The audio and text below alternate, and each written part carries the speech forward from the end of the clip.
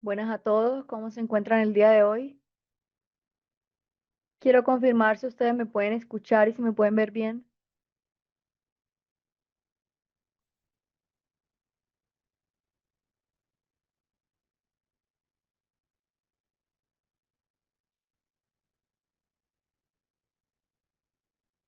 ¿Me escuchan?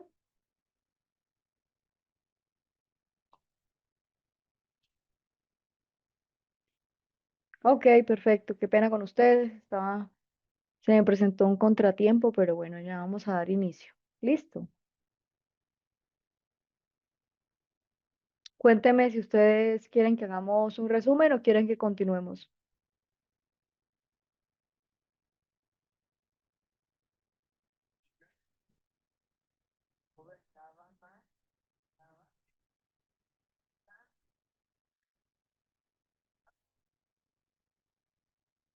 Vale, perfecto. ¿Quieren que continuemos o quieren que hagamos un resumen? Ok, perfecto. Bueno, recuerden que en la clase de ayer estábamos hablando de los principios o los fundamentos de la terapia de pareja y estábamos hablando de cómo había surgido. Hablábamos que inicialmente, pues con la influencia que tenía el psicoanálisis, hablaba mucho de las relaciones desde el inconsciente y básicamente desde las relaciones de pareja, ¿no? En cuanto a los enfoques dinámicos, hablábamos de la interacción, que eran basadas en esos vínculos tempranos y las proyecciones, más que todas esas proyecciones, digamos, cuando nosotros proyectamos, por ejemplo, el deseo o, digamos, la ilusión sobre otra persona, ¿no? Y en la terapia cognitivo-conductual hablábamos de las intervenciones que eran estructuradas en el refuerzo y la reestructuración cognitiva. También la terapia sistémica, que es la que tiene que ver con la relación de la pareja, como un sistema de patrones desde la interacción y desde la comunicación. Y en la terapia racional o en la terapia emotiva vincular, hablábamos de la influencia que tenía el apego y la emoción entre la dinámica de la pareja. En los orígenes, digamos que inicialmente Freud hablaba de los conflictos de la pareja, que tenían que ver con el inconsciente, con las experiencias infantiles y los mecanismos de defensa. Rich hablaba cómo se enfatizaba la relación que había entre la sexualidad y los conflictos de la pareja. Y Theodore Rick hablábamos del concepto de la escucha empática desde la terapia de pareja.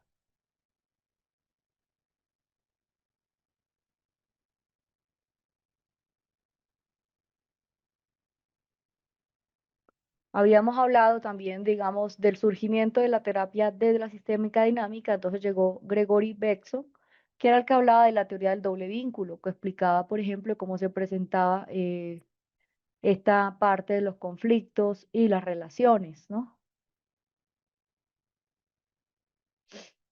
También hablaba Virginia Saldry, que hablaba de la terapia familiar sistémica, y ella se enfocaba más que todo en esos patrones de comunicación y desde las dinámicas familiares. Salvador Munich hablaba de la terapia estructural y analizaba los límites y los roles de la pareja.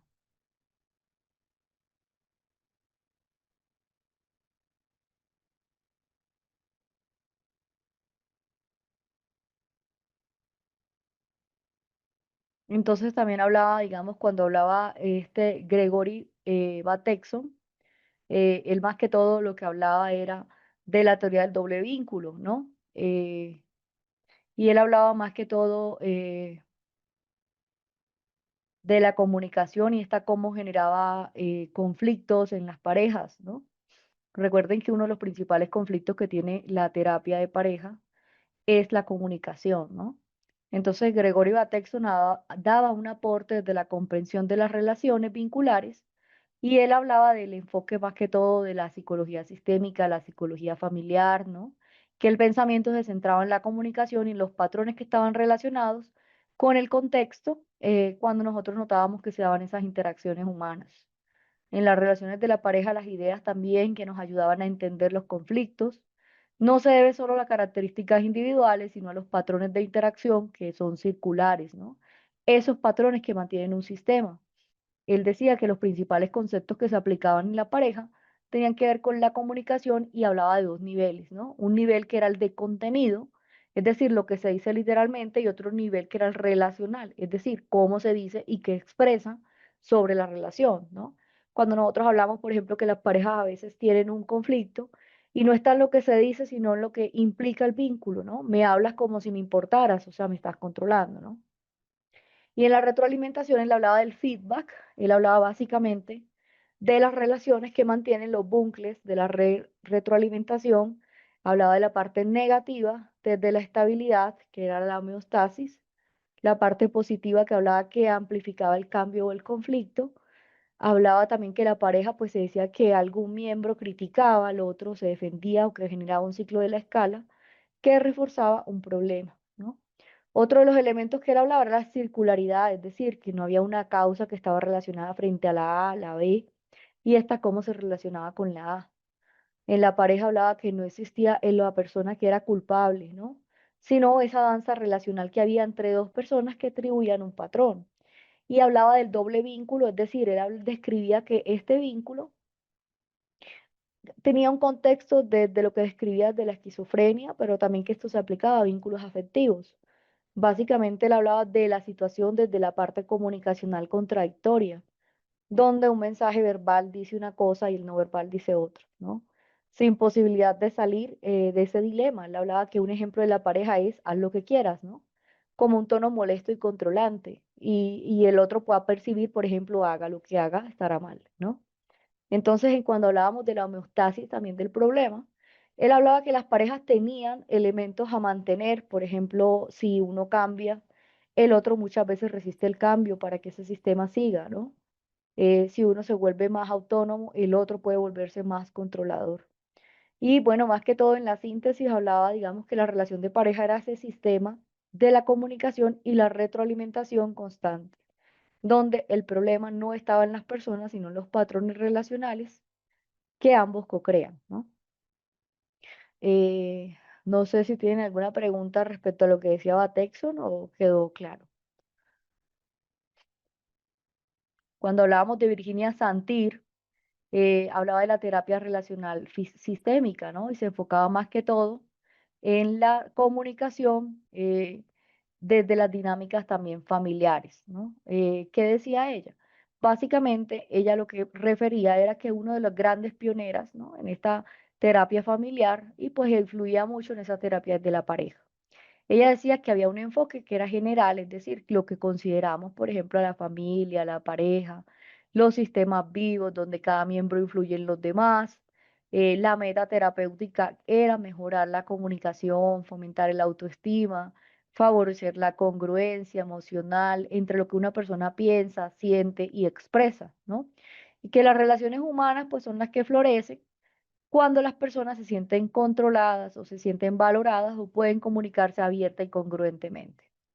Dentro de los principios básicos de la terapia de pareja, hablaba de la terapia congruente, es decir, ella hablaba de los elementos que observaba la mayoría de los conflictos y esto es cómo surgen en una comunicación incongruente, ¿no? Que era lo que se decía que muchas veces no coincidía con lo que una persona siente y piensa, ¿no? Que el objetivo de las parejas era expresarse desde la autenticidad sin atacar ni defenderse, ¿no? Digamos que en lugar de nunca me escuchas, es decir, me siento sola cuando hablo contigo, no me respondes, ¿no? Tipos de comunicación disfuncional, cuando Santir identificaba que habían 5 estilos de comunicación y hablaba que muchas personas se vuelven rígidas, dañinas en sus relaciones, ¿no? Hablaba de elementos, por ejemplo, el aplacador, que era el placater, ¿no? Que buscaba un conflicto, como este complacía al otro, ¿no? Un ejemplo, como tú digas, está bien, no importa lo que yo quiera, ¿no? Digamos que era el aplacador, porque digamos que tiende como a aplacar, ¿no? El acusador o el blamer, que era el que controlaba o culpa para sentirse fuerte, ¿no? Todo esto es por tu culpa. El calculador o el súper razonable, como el que evita las emociones, y este más que todo se refugiaba en la lógica, ¿no? Como no hay un motivo para enojarse, debemos ser racionales, ¿no? El irrelevante o dictratador, que era el que evitaba el conflicto, pero que desvía la atención, ¿no? Por ejemplo, vieron qué bonito el clima hoy, ¿no? Congruente era la persona que, digamos que de alguna forma, expresaba sentimientos y pensamientos y una conducta de la armonía. Como por ejemplo, estoy molesta porque necesito más apoyo tuyo, ¿no? Y el objetivo terapéutico era ayudar a la pasar, digamos, desde esos cuatro estilos de un modo congruente. Entonces, cuando hablamos de la autoestima y validación, Santir sostenía que la base de una buena relación es la autoestima individual, que cada miembro de la pareja debe sentirse valioso y reconocido como persona, no solo como el rol de esposo, de esposa, de madre, ¿no? Que la validación del otro también este es un pilar de cambio, que no se puede amar al otro si uno no se ama a sí mismo, ¿no? Y cuando hablaba del triángulo amoroso, desde la autoestima, hablaba de cómo se representaba la comunicación, por ejemplo, de elementos saludables, por ejemplo, con ese triángulo cuando estaba formado, por la percepción, como por ejemplo me veo, cómo me veo a mí mismo, ¿no? ¿Qué expectativas tengo? ¿Qué creo que debo ser? ¿Qué conductas, por ejemplo, frente a cómo actúo, ¿no? Cuando la pareja tiene conflictos que llegan a aparecer con esa incongruencia que hay entre los tres vértices, hablaba que muchas veces alguien se ve inadecuado o tiende a callar o aplacar al otro. Y cuando hablaba de la reestructuración familiar y de la pareja, que muchas veces también se proporcionaba, digamos, ejercicios vivenciales para que las parejas experimentaran nuevas formas de atención, ¿no? Por ejemplo, la parte de las esculturas familiares, por ejemplo, cuando hablábamos de significar cómo se siente en una relación, por ejemplo, ese reencuadre positivo de conductas, no es de la frialdad, ¿no? Como por ejemplo elementos del miedo, de ser herido. También el contacto, cuando vemos que hay contacto físico, verbal, sanador, como por ejemplo mirar, tocarse o afirmarse. Y cuando hablamos del terapeuta como modelo, es cuando hablamos de que el terapeuta no es solamente ese experto distante, sino ese modelo de una comunicación congruente y aceptación. Más que todo cuando vemos esa aceptación incondicional, por ejemplo, la presencia cálida, empática, genuina, que también hace parte de ese proceso, ¿no? Y en síntesis, pues digamos que acá lo que se hablaba era desde la meta, como por ejemplo esa meta desde esa comunicación congruente y desde autoestima, ¿no? Cuando hablábamos del problema central, los patrones que hay en la comunicación, esos patrones que son disfuncionales, las técnicas como son las esculturas, el reencuadre, la validación y el contacto emocional, el rol del terapeuta es ese modelo de autenticidad y ese catalizador de cambio, ¿no? En cuanto a la visión de la pareja, ese sistema que hay de un crecimiento, por ejemplo, que se puede transformar mediante el amor, la empatía o la expresión también genuina. Entonces, esto es lo que decía Virginia Santir de las terapias de sistémicas de la relación y Salvador Minuchin era el que hablaba de la terapia relacional estructural, que hablaba de los límites y los roles de la pareja. ¿Tienen alguna pregunta o alguna duda?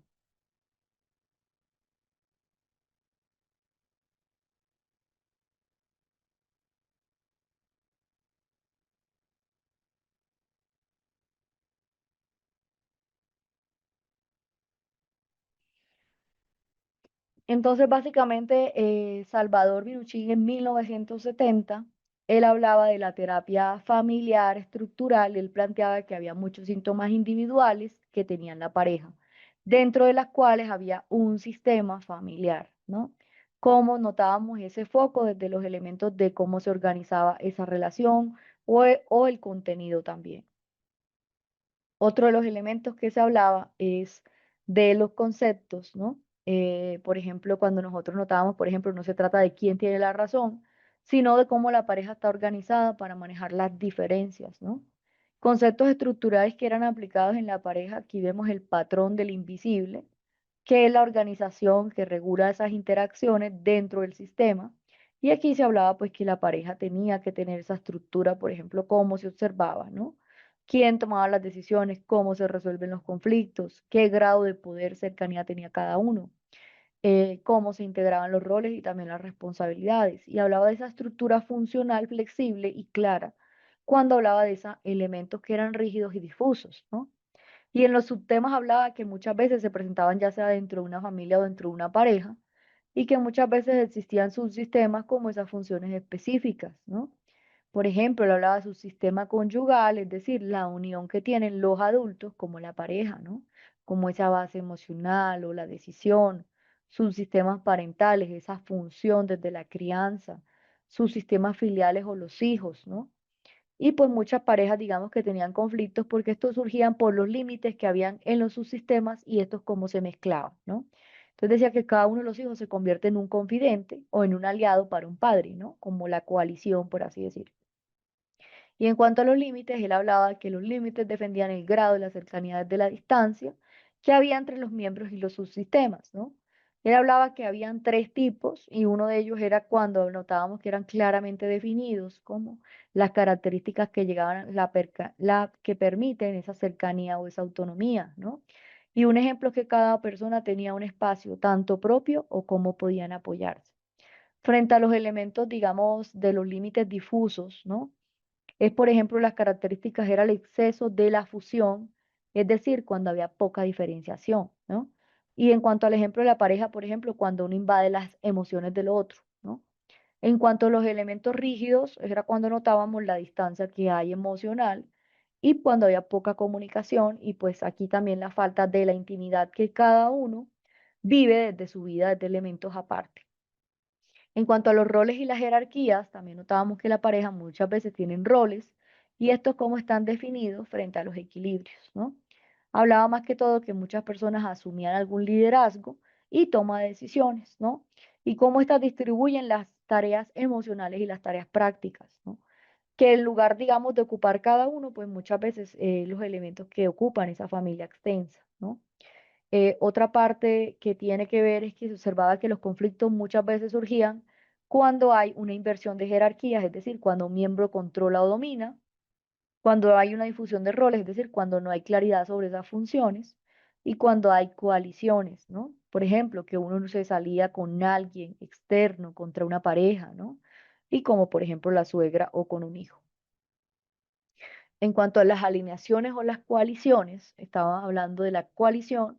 La alineación es la cooperación o el acuerdo que había entre los miembros, ¿no? La coalición, es decir, la alianza que había en contra de un tercero. Y aquí cuando hablamos de la coalición típica, es de los elementos que ocurren y esto es cómo buscan ese apoyo fuera de ese vínculo para manejar ese conflicto. Por ejemplo, la madre, amigo, hijo, ¿no? Y cómo debilitando, pues se presentaba esa alianza conyugal. Entonces, que muchas veces el terapeuta tenía que buscar cómo reorganizar la estructura para reforzar la frontera de ese subsistema conyugal. Otro elemento es la reestructuración, y aquí se hablaba de la reestructuración como ese proceso, ¿no? Terapéutico que implicaba el hecho de unirse, es decir, cuando ese terapeuta va a simbolizar esos ambos, digamos que va a sintonizar, por ejemplo, los elementos ambos cuando van a entrar en un sistema, ¿no? Mapear una estructura, identificar esos límites, los roles, las jerarquías, las alianzas, ¿no? Desbalancear, cuando hablamos de los elementos que pueden provocar un cambio, que van a modificar esa organización, elementos, por ejemplo, el ejemplo, fortalecer a un miembro, digamos, más subordinado, ¿no?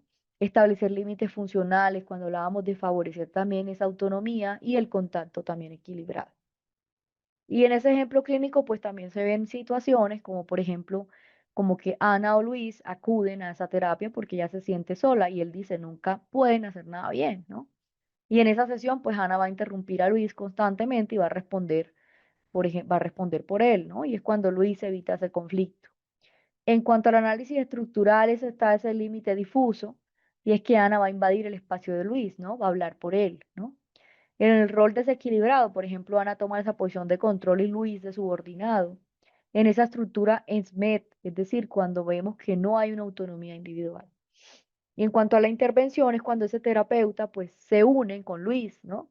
Para fortalecer la voz, es decir, Luis, me interesa escuchar tu perspectiva directamente.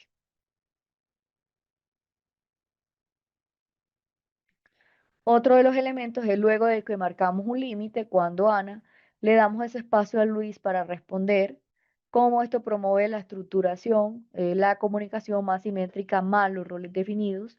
Y cuando hablamos de la estructura, es la organización de un vínculo, cómo éste se relaciona, los límites, el grado de la cercanía o la distancia y los roles, también las funciones de poder dentro de un vínculo, ¿no? En cuanto a la jerarquía, el nivel de la autoridad y del liderazgo, y el objetivo terapéutico era también reorganizar aquellos límites o roles para nosotros lograr un equilibrio desde la intimidad y desde la autonomía, ¿no? Técnicas que se hablaban, más que todo el Honji, el mapeo estructural, el desbalanceo o la dramatización.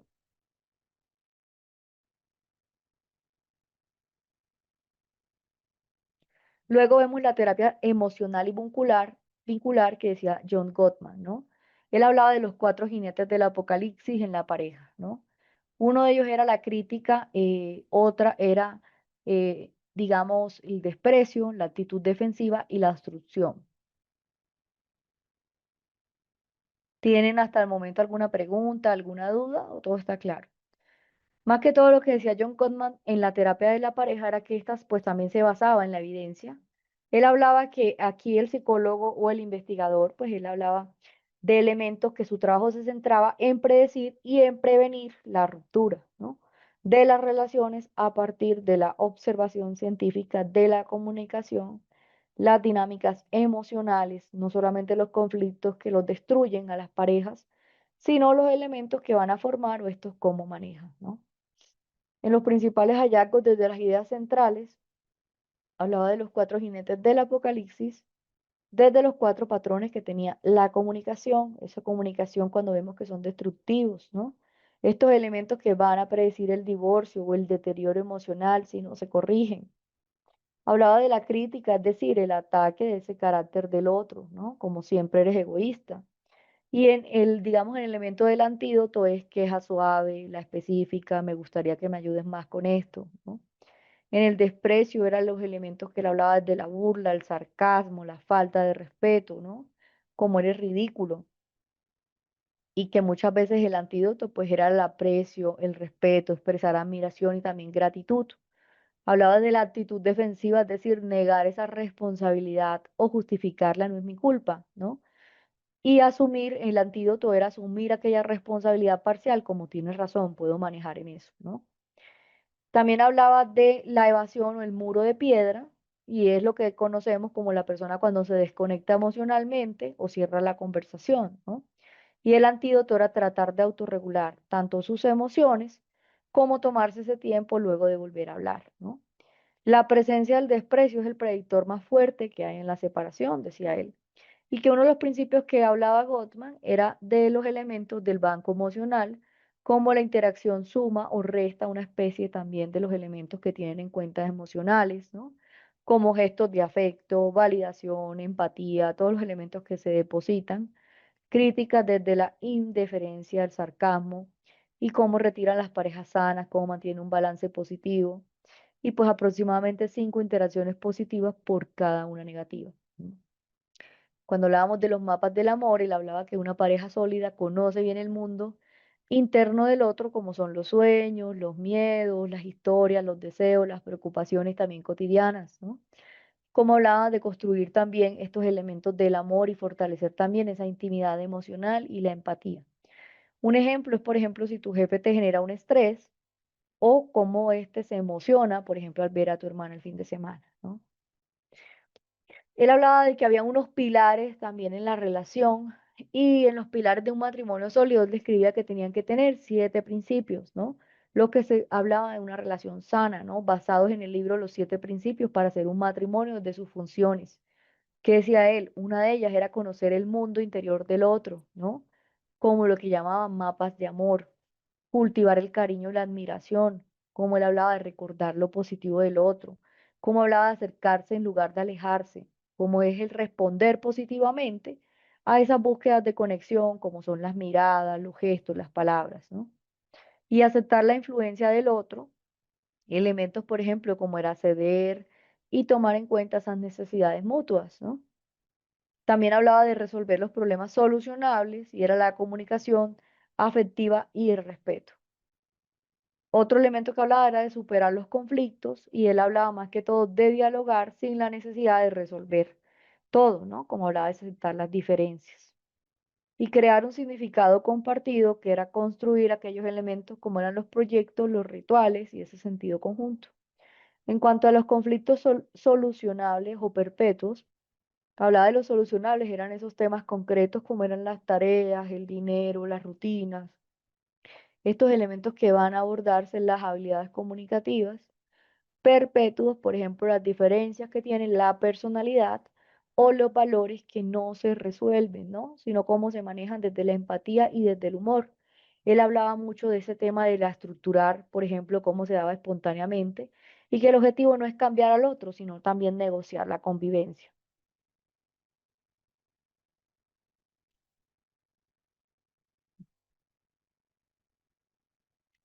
Otro de los elementos era la inundación emocional. Por ejemplo, cuando hablábamos de las discusiones, estas cuando se activan esas respuestas fisiológicas, ¿no? Por ejemplo, esas respuestas intensas, ¿desde qué elementos? Desde la taquicardia, de la tensión, cuando se pierde la capacidad de la escucha. Hablaba que el terapeuta tiene que enseñar a autorregularse y a las pautas, ¿no? De 20 a 30 minutos antes de continuar en diálogo. En cuanto a las intervenciones terapéuticas, él hablaba de la terapia de Gottman, él hablaba del terapeuta, evalúa la relación mediante las entrevistas y cuestionarios, ¿no? Cómo enseñamos a las habilidades comunicativas o concretas. Y él hablaba de esos elementos, de los mapas emocionales, los rituales de conexión y reparación, cómo promovía los diálogos constructivos en lugar de ataques o de evitación. Técnicas frecuentes eran los diálogos de reparación, por ejemplo, la desconexión del conflicto, tiempo fuera, por ejemplo, ese reencuentro prolongado, programado, los ejercicios de gratitud y también de validación emocional. En cuanto al eje, él hablaba uno de ellos, el modelo, que era la terapia de la pareja, que estaba basada en la evidencia, por ejemplo, los elementos empíricos, hablaba de la meta, que era fortalecer, por ejemplo, la amistad y el manejo de ese conflicto frente a ese significado compartido. Desde los elementos predictores o negativos, él hablaba más que todo desde la crítica, el desprecio, la parte defensiva también que se presenta desde la evasión. También hablaba del aprecio, la empatía y el humor y el respeto, por ejemplo, esa conexión emocional, ¿no? En las técnicas hablaba del mapa del amor, el diálogo de la respiración, hablaba de los rituales de conexión y el rol que tenía que tener ese terapeuta, ¿no? Que el rol del terapeuta, él decía que era un entrenador emocional que va a enseñar, que va a modelar habilidades vinculares, ¿no? En cuanto a las frases claves, él hablaba de esas relaciones felices, no son aquellas que no tienen conflictos, sino aquellas donde el amor y el respeto son más fuertes que las diferencias, ¿no? Entonces, digamos que esto era básicamente lo que decía John Gottman.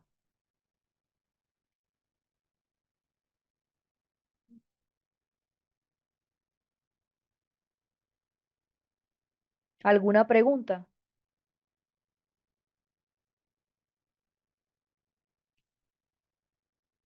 Ahora vamos a hablar de Sue Johnson. Sue Johnson era el que hablaba de esa terapia de la pareja que estaba focalizada en la emoción, ¿no? Por ejemplo, cuando él hablaba de los elementos de la terapia del apego, él decía lo siguiente, ¿no? Él hablaba más que todo de los elementos, por ejemplo, de la terapia cuando estaba focalizada en las emociones. Su modelo era humanista experiencial y él hablaba que estaba basado en las teorías de apego de John Bowlby. No sé si ustedes recuerdan las teorías del apego de John Bowlby, que él hablaba que el vínculo que tenía la persona, el primer vínculo era con su familia, con sus padres. Ese era el primer inicio de un vínculo afectivo. Luego, es que, digamos, continuaba, eran las parejas, ¿no? Que dependiendo, digamos, de los vínculos sanos o vínculos no sanos, es como nosotros elegimos las parejas, ¿no? Y también, digamos, el sufrimiento o el grado de dolor, ¿no? Entonces, recuerden que hablaba más que todo de estos elementos de reconstruir un vínculo emocional seguro. Es decir, cuando nosotros notamos que una persona, por ejemplo, que nace, que tiene a su familia, que le brinda los primeros cuidados, ahí hablamos de un vínculo sano y que eso es la idea, que una persona tenga un vínculo sano y que a partir de ese vínculo sano pueda, digamos que buscar soluciones. Por ejemplo, si el día de mañana tiene una ruptura, pues digamos que no va a sentir como esa dependencia emocional o esa pérdida porque tuvo un vínculo sano con sus padres, ¿no? Básicamente, pues eso es lo que decía Volvin de las teorías del vínculo.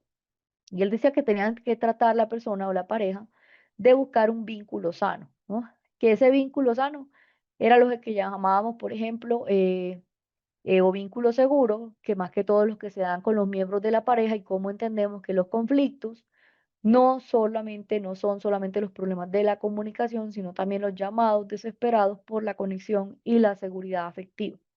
Entonces él hablaba que en el fondo, pues que cada pelea de la pareja hay una pregunta, ¿no? como estás ahí para mí, puedo contar contigo, soy importante para ti, ¿no? Eso es lo que decía Sue Jackson, ¿no? Y hablaba de las teorías del apego, que eran los vínculos del apego del adulto, como es esa seguridad emocional.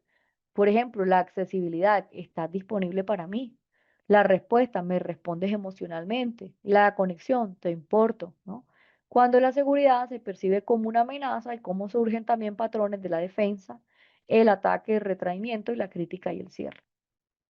Y hablaba de los ciclos negativos o de la interacción, que son los ciclos emocionales repetidos, y esto es cómo mantienen un conflicto, ¿no? Que no son solamente el enemigo del uno del otro, que el enemigo pues es el ciclo, ¿no? Y en el ejemplo típico hablaba de la demanda, lo que él retrae, ella insiste más, él se distancia más, ¿no? Él hablaba, el terapeuta hablaba que había que ayudar a desactivar ese ciclo, identificando esas emociones subyacentes y promoviendo las respuestas de apego seguras, ¿no? En las emociones primarias y secundarias hablaban de las reacciones defensivas, por ejemplo, del enojo, la frustración, el sarcasmo. También hablaba de aquellas que tenían que ver con esas emociones primarias, por ejemplo, las necesidades vulnerables, ¿no? Miedo, rechazo, soledad, necesidad de ser amado, ¿no? Y pues cómo buscaba ascender o expresar esas emociones primarias, ¿no? Y porque ahí se encuentra esa posibilidad de esa conexión genuina. Entonces decía que, por ejemplo, cuando gritas me enfado, la emoción es secundaria, ¿no? Pero la realidad es que me siento solo y sin valor, que esa es mi emoción primaria. Entonces él hablaba de ese vínculo seguro que había en la pareja y que no solamente la pareja en la cual notamos que hay una discusión, sino cómo se logra, ¿no? Cómo sintonizamos emocionalmente, cómo reparamos una conexión y cómo ayudamos a volver a sentir seguro al otro. Todos los elementos es que ayuda a pasar el aislamiento emocional, la conexión afectiva. Y él hablaba de las etapas de la terapia focalizada de emociones.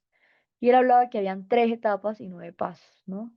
Uno de ellos era la etapa desescalada, es decir, cómo identificaba y cómo desactivaba el ciclo negativo. Y él hablaba de los pasos terapéuticos, por ejemplo, evaluar la relación, el ciclo, identificar esas emociones secundarias, ¿no? Acceder a emociones primarias, reencuadrar, por ejemplo, el problema como el ciclo y no como culpa del otro. Él hablaba de la etapa también de la reestructuración, que era fomentar esas respuestas emocionales nuevas y seguras, ¿no? Cómo promover la expresión de esas necesidades de apego, facilitar la aceptación, la respuesta empática, fomentar también nuevas activaciones o interacciones seguras. Y hablaba de la tercera etapa, que era la etapa de la consolidación, y es cuando nosotros integramos los nuevos patrones de la vida cotidiana, ¿no? Cómo consolidamos la comunicación segura, cómo planeamos las soluciones y cómo mantenemos un vínculo seguro. En cuanto a las técnicas principales, estaba una de ellas, era el reflejo empático, la validación emocional, estaba también hablaba del reencuadre desde el conflicto y es cómo nosotros hablamos del problema, ¿no? Como el problema eres tú, al problema del ciclo, por ejemplo, cuando notamos que nos desconecta, el acceso y la expansión emocional, cómo ayudamos a expresar ese miedo, el dolor y la necesidad. Y en las escenas de vinculación es, por ejemplo, los momentos cuando notamos cuando hay un miembro que va a expresar la vulnerabilidad o cuando otro responde también desde la empatía, ¿no? Otro elemento era la dramatización emocional, es, por ejemplo, el hecho de recrear esa sesión de esa interacción segura y reparadora, ¿no? Y un ejemplo clínico es, por ejemplo, Camila se queja porque Andrés no le demuestra cariño y Andrés dice que ella siempre está insatisfecha, que durante la sesión, pues Camila dice, siento que ya no te importo, ¿no? Y Andrés siempre dice eso, pero nunca es suficiente. Que el terapeuta va a reformular, por ejemplo, Camila, cuando no sientes su cariño, ¿qué pasa dentro de ti? Siento mucho miedo, ¿no? Como si yo no fuese importante. Y luego Andrés, cuando ella dice eso, ¿qué sientes tú? Me siento fracasado, como si no pudiera darle lo que necesita, ¿no? Entonces miren que ahí también ayuda a que ambos se reconozcan mutuamente y cómo la vulnerabilidad va a generar esa respuesta empática y esa conexión emocional. Entonces, otro de los elementos que también decía es que habían que plantear los objetivos terapéuticos, cómo identificábamos ese ciclo negativo que mantiene el conflicto, ¿no? Cómo ascender o acceder y expresar esas emociones primarias, esas emociones que nos hacen vulnerables, ¿no? El miedo, la tristeza, ¿no? Desarrollar también nuevas interacciones emocionales seguras y reforzar ese vínculo del apego y la confianza emocional. En este modelo, más que todo, se focalizaban las emociones, ¿no? El fundamento era la teoría del apego y las emociones primarias. Problema central era cuando hablábamos de esa desconexión emocional, los ciclos negativos. La meta, cuando nosotros hablábamos de crear ese vínculo seguro, esa conexión emocional. El rol del terapeuta, también el hecho de facilitar la seguridad, la sintonía y la expresión emocional. Y en las técnicas también hablaba de la validación, del reencuadre, ¿no? Como las escenas de la validación. En las frases claves que decía él, que era que el amor adulto no es un misterio, sino que hay un vínculo emocional y este cómo puede comprenderse para repararse y para fortalecerse. Entonces, esto era lo que decía Sue Jackson y John Gottman. Por aquí veo que me han hecho alguna pregunta. En la terapia de pareja siempre deben de estar los dos. Muy buena pregunta. Por lo general, usted puede brindar la terapia de pareja a solamente a un miembro de la relación, ¿no? Pero pues muchas veces la terapia de pareja también puede ser individual. Usted puede abordar a cada uno. ¿Qué recomiendo?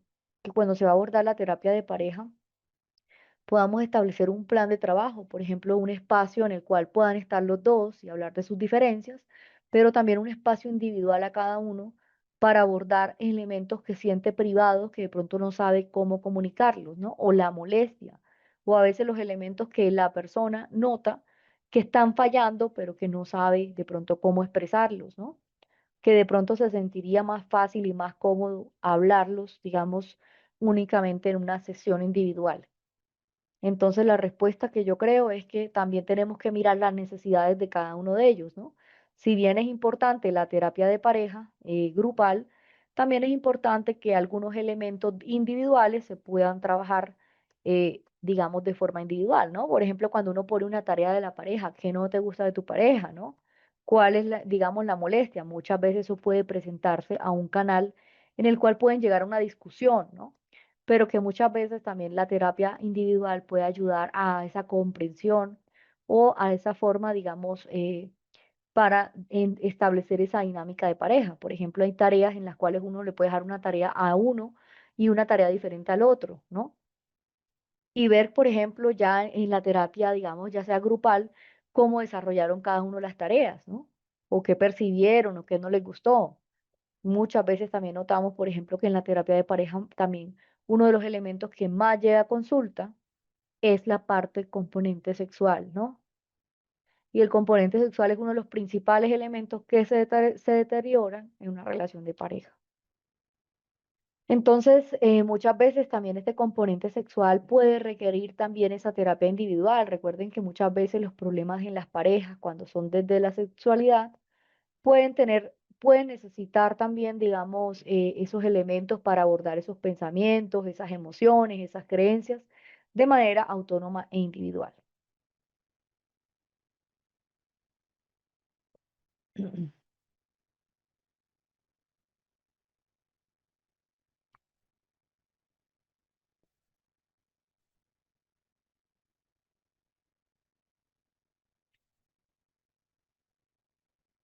Listo. ¿Tienen alguna otra pregunta o alguna otra duda? Vale, perfecto. Entonces, miren que, por ejemplo, cuando nosotros estamos notando muchas veces las relaciones, pues también tenemos que mirar cuáles son los elementos, cuáles son las herramientas adecuadas que también se pueden trabajar en cada uno y cómo debe de abordarse, ¿no? Por ejemplo, cuando hay un problema, una discusión, no centrarnos en la discusión, sino ver cómo nosotros también nos enfocamos en esa, por ejemplo, en esa solución, ¿no?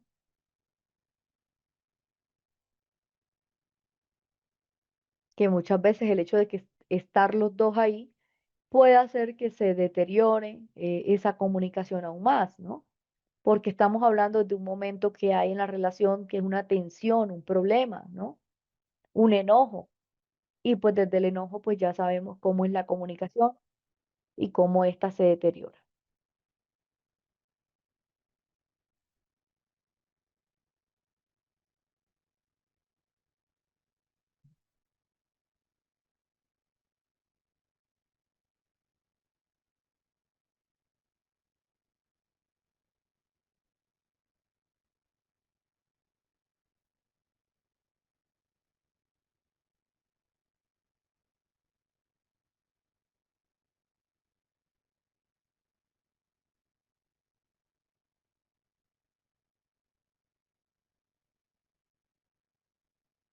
Cuando hay infidelidad también es otro elemento que toca replantearse. Muchas veces cada pareja tiene preguntas o dudas, por ejemplo, si continuar o no la relación.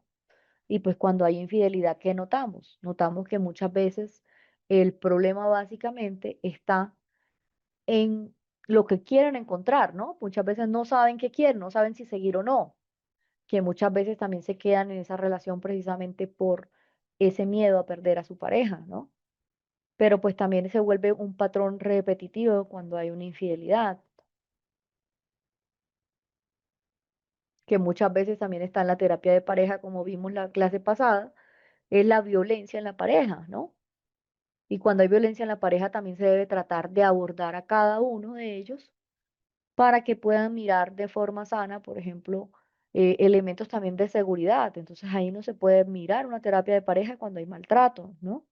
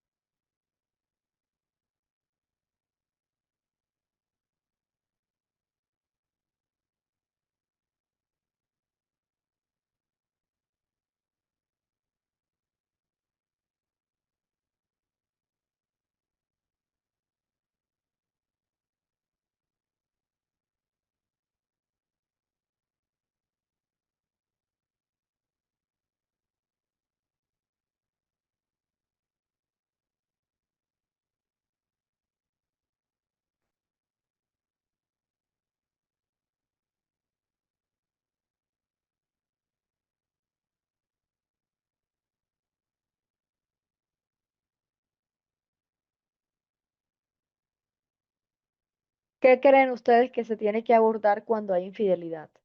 Porque ustedes saben que la infidelidad como tal en una relación de pareja no necesariamente es el fin de una relación, ¿no? El fin de una relación es cuando la persona quiere salir de la relación, pero no sabe con qué elementos, ¿no? Hay muchas parejas que deciden continuar y realmente quieren continuar independientemente de la infidelidad.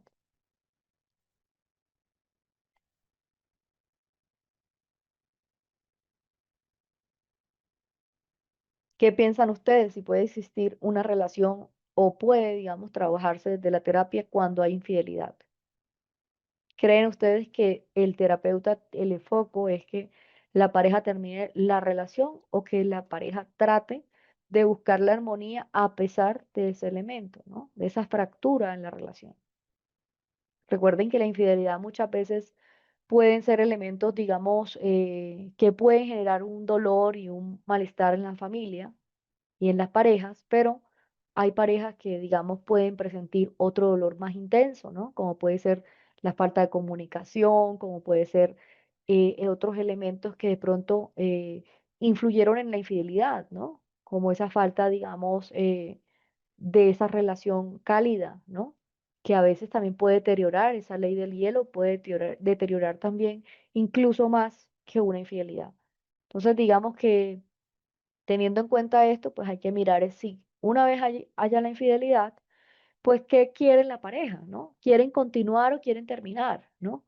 Y con base a eso, pues con lo que hay, cómo se construye una relación desde un inicio sano, pues teniendo en cuenta que ya la infidelidad es un elemento que deteriora la relación de pareja, ¿no? Pero pues no todas las parejas conciben la infidelidad como el final de la relación, y más cuando hay familias o hijos de por medio. Exactamente, el paciente tiene que decidir si quiere terminar o no, que la pareja recupere su confianza, ¿no? Porque es un trabajo de ambas partes, así es. Digamos que para una persona puede ser la infidelidad y para la otra persona puede ser el hecho de que la otra persona de pronto la dejó abandonada o estaba enfocado más en el trabajo o que de pronto la otra persona no le dedicaba tiempo suficiente, ¿no?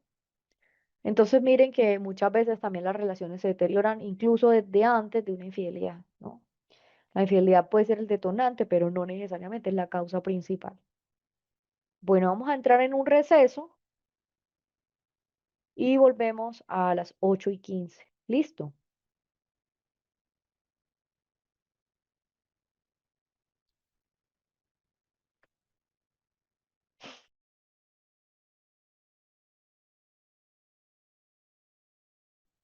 Por acá me han hecho algunas preguntas. ¿Tienen alguna pregunta o alguna duda?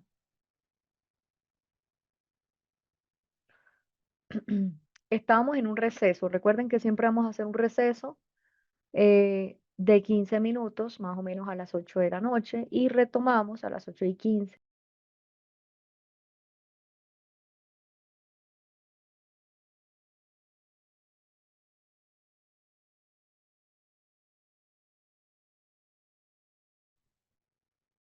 Vale, perfecto. ¿Tienen alguna pregunta, alguna duda?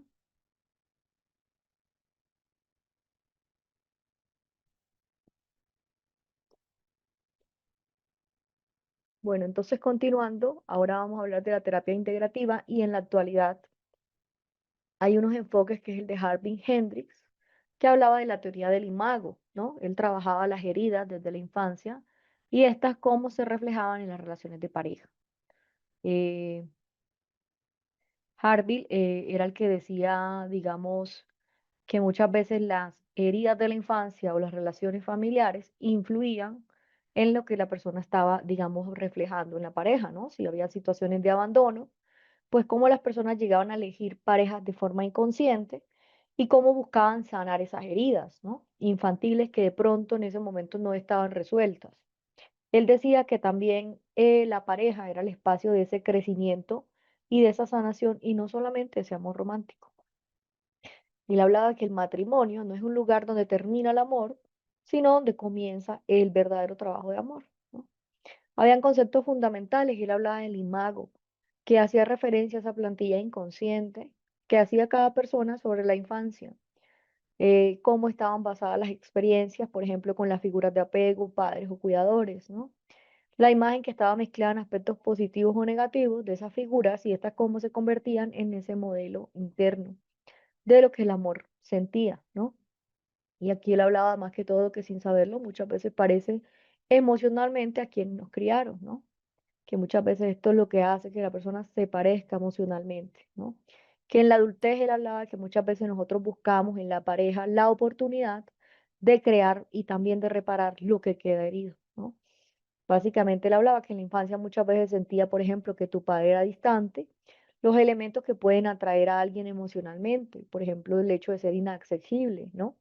De cómo esto estaba integrado también con elementos del inconsciente, por ejemplo, esta vez que te vea y te elija. Y hablaba del propósito del inconsciente de la relación y que muchas veces él hablaba de que el conflicto de la pareja no es una señal de fracaso, sino que la relación ha llegado a un punto donde facilita ese crecimiento y a esa sanación emocional, que las crisis estaban vistas como una oportunidad para transformar esa relación, ¿no? Que el conflicto es ese esfuerzo del amor por nacer, ¿no? Y él hablaba del inconsciente, más que todo hablaba de ese inconsciente como reactivo de un diálogo consciente, que muchas veces esas reacciones automáticas como la crítica, la defensa, el retraimiento provienen de ese niño herido, de ese niño interno. El trabajo terapéutico le hablaba de ese patrón, por ejemplo, inconsciente, de esa comunicación consciente, ¿no? Y esta cómo estaba basada en la escucha, en la empatía y también en la validación. Hablaba del diálogo del imago y él hablaba que muchas veces el corazón de la terapia era ese proceso estructurado, ¿no? Que estaba en la comunicación, donde notábamos los miembros de la pareja, por ejemplo, los elementos que llegan a aprender, a escucharse, sin juzgar, a defenderse, ¿no? Muchas veces cuando nosotros hablábamos de la conexión, de la seguridad, él hablaba de otros elementos que era el hecho de espejar, que era el mirroring, eh, que era repetir lo que el otro dice para asegurar esa comprensión, ¿no? Y que muchas veces él hablaba que ese enfoque, pues hablaba sobre lo que sientes solo cuando te hablo en la noche, ¿no? Es correcto. Eh, que te sientes solo cuando te hablo en la noche, ¿no? O también el hecho de validar es como nosotros reconocemos lo que el otro siente y este elemento tiene un sentido desde la perspectiva, por ejemplo, el ejemplo, puedo entender que eso te haga sentirse rechazado, ¿no? Otro elemento era el de empatizar, es decir, conectarse con la emoción del otro. Y acá el ejemplo es, imagino que esto se te debe doler mucho, ¿no? Y en ese proceso de esos elementos que va a desactivar el modo defensivo y que crea la presencia o la conexión emocional. Él hablaba del parenting, que era reparar a ese niño interior, que es que durante la terapia cada miembro de la pareja aprende a ofrecer al otro, por ejemplo, lo que no recibió en su infancia, ¿no? La validación, la atención, el afecto, el respeto, y que la pareja se convierte en ese espacio de reparación emocional mutua, ¿no? Que es en ese lugar de exigir, por ejemplo, siempre me ignoras, como aprendemos, por ejemplo, cuando no me miras mientras hablo me siento invisible, ¿no? Como una niña necesito sentir que me ves, que muchas veces también hablaba de la reactividad en la intención y es el hecho, digamos, el objetivo no era cambiar al otro, sino pasar de reaccionar impulsivamente a responder con la conciencia, cultivando la empatía, la presencia amorosa, lo que fortalecía la seguridad emocional y el crecimiento en conjunto. Él hablaba de las etapas del proceso terapéutico del imago, que era el hecho de despertar una conciencia, ¿no? Comprender cuando presentaban conflictos, por ejemplo, los intentos de sanar heridas. Y hablaba desde los recursos terapéuticos, que era la psicoeducación y el reconocimiento del imago. El hecho de aprender el diálogo imago, ¿no? Cómo sustituía la crítica, la defensa por la escucha y la empatía. Los ejercicios estructurados del diálogo, reconstruir esa conexión emocional. Elementos, por ejemplo, cómo creamos una seguridad y un cuidado mutuo, ¿no? Reparenting de la gratitud y el contacto afectivo. También decía que era, otros elementos era integrar estos patrones, ¿no? Por ejemplo, cuando convertimos una relación en ese espacio de crecimiento y en la práctica cotidiana la comunicación que se haga más consciente, ¿no?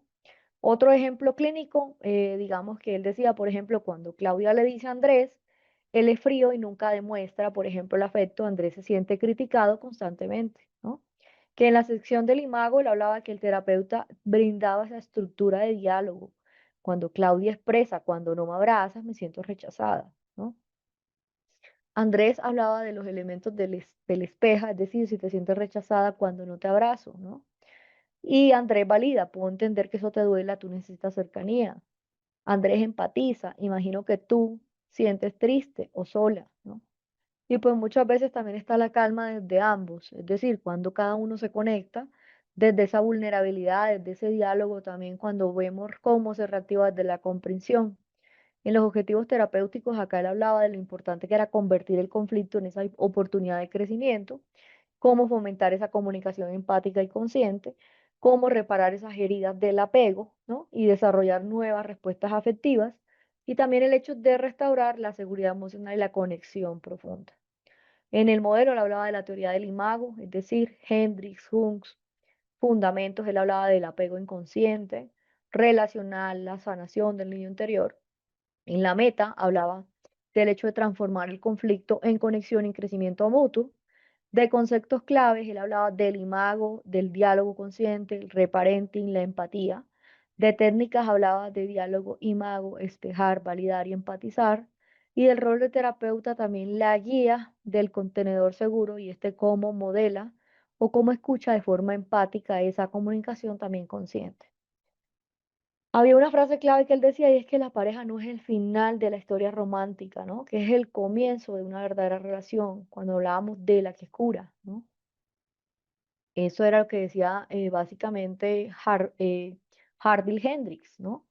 Y habían enfoques también basados en mindfulness y aceptación, y son esas técnicas de aceptación y conciencia plena de la terapia de la pareja, ¿no? Cuando nosotros hablamos de enfoques de mindfulness, ustedes saben a qué me refiero con el mindfulness.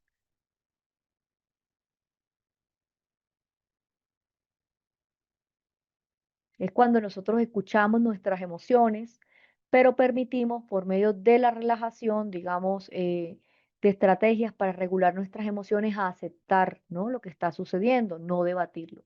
Cualquier pregunta o duda, por favor, me lancen por el chat.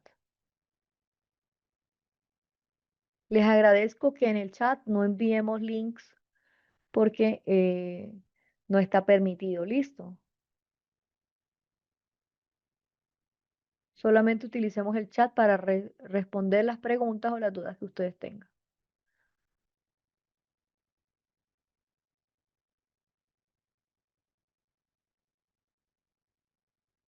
¿Alguna pregunta del mindfulness o de atención plena?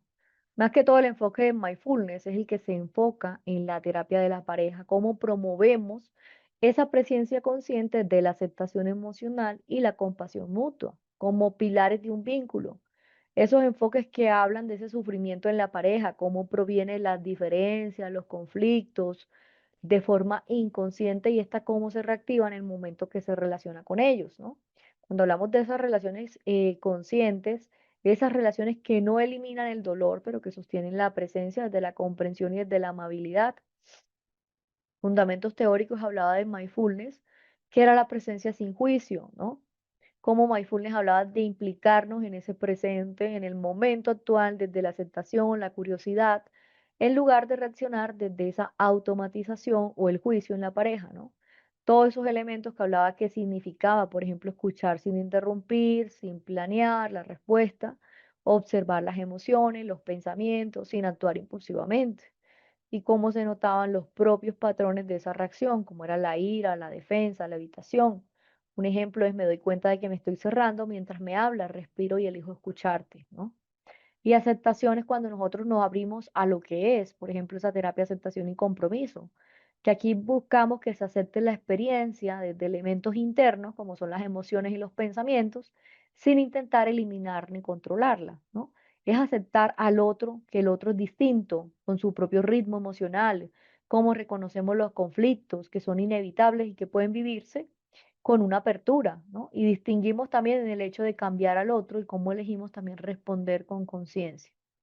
En cuanto a la compasión y la autocompasión, hablamos de los elementos que permitía responder con amabilidad frente a ese crecimiento propio del otro, sin ese juicio ni sin esa huida, ¿no? Aquí hablábamos de lo que se promueve, por ejemplo, esa empatía genuina, ese perdón emocional, el cuidado mutuo en momentos difíciles, ¿no? Soy que estás dolido, no necesito defenderme, puedo escucharte desde el cariño.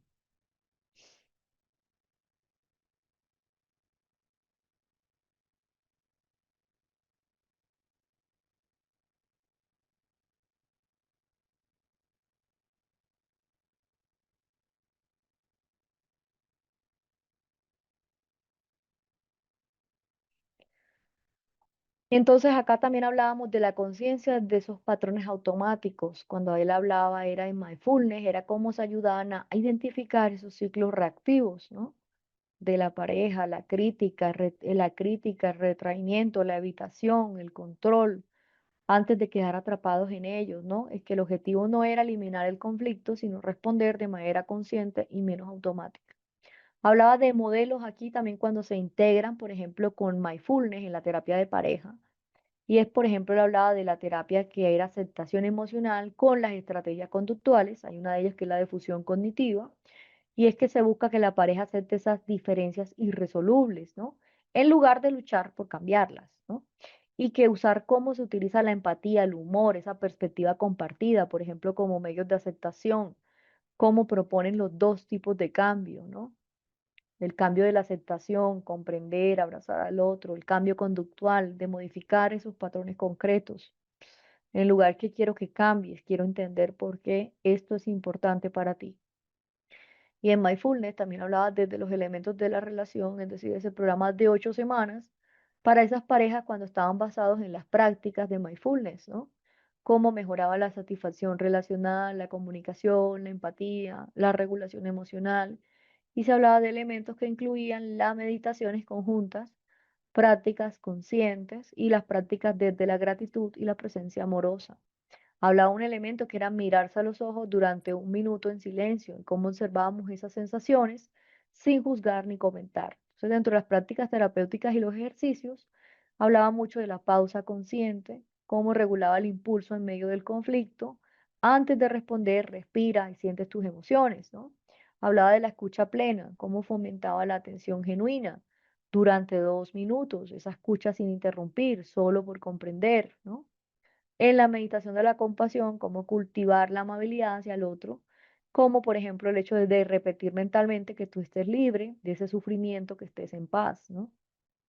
Diarios de la gratitud consciente, focalizar en lo positivo. Cada día anotar 3 gestos del otro que valoras, ¿no? Y en la observación de los pensamientos era el hecho de desidentificarse desde el juicio y cómo estamos teniendo este pensamiento desde lo que no entiendes, ¿no?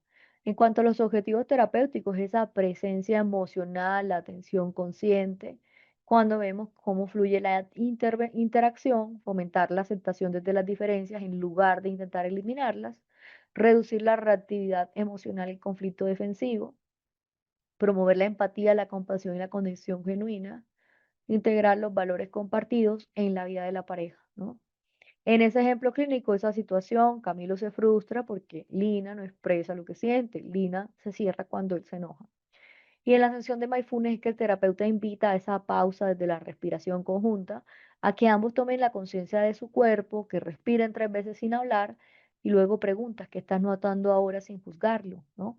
Camilo, siento calor, ganas de decir cosas, pero también tristeza. Y Lina dice, siento miedo de hacerlo enojar, ¿no? Entonces ambos reconocen sus emociones sin culpar y cómo se pasa esto una reacción automática a esa presencia consciente y empática, ¿no? Es importante la pausa de la respiración porque esto ayuda a que cada uno tome conciencia de su cuerpo, ¿no? De los elementos que antes de hablarte, cómo surgen esas emociones, esos miedos, ¿no? Y este modelo de mindfulness y la aceptación de la pareja, el fundamento es la atención plena, la aceptación emocional, los valores compartidos. El problema central es la reactividad automática y la evitación del malestar. La meta es el hecho de responder con conciencia, como es la presencia y la compasión. Técnicas es la meditación, la escucha plena, la validación consciente y la compasión guiada. Y el rol de terapeuta es ese modelo desde la presencia y aceptación, y este elemento cuando hablamos de que va a enseñar a pausar, a observar o a conectar, ¿no? En la frase clave es el amor consciente, que no busca eliminar el dolor, sino cómo aprender a sostenerlo, juntos con amabilidad y también presencia.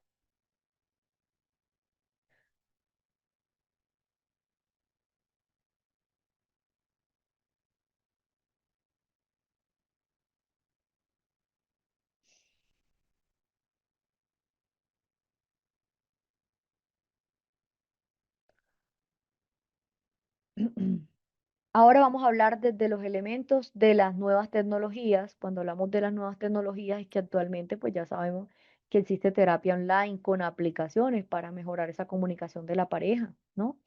Estas nuevas tecnologías, por ejemplo, las redes sociales, la mensajería instantánea, videollamadas, ¿no? Más que todo, van a brindarnos esta oportunidad de comunicar, de resolver los conflictos que van a influir en la intimidad. Hay, por ejemplo, muchas veces las nuevas tecnologías, ¿no? Van a, digamos, ayudar, por ejemplo, con algunos elementos, por ejemplo, situaciones que no sean fáciles para hablar, ¿no?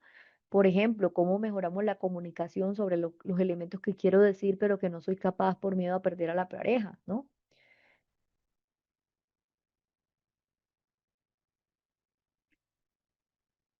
Entonces, muchas veces estas nuevas tecnologías también nos van a brindar estos elementos, por ejemplo, estas redes, las mensajerías, ¿no? Cómo las parejas se comunican, por ejemplo, elementos desde las pantallas, los tiempos, los tonos emocionales, las dinámicas de un vínculo.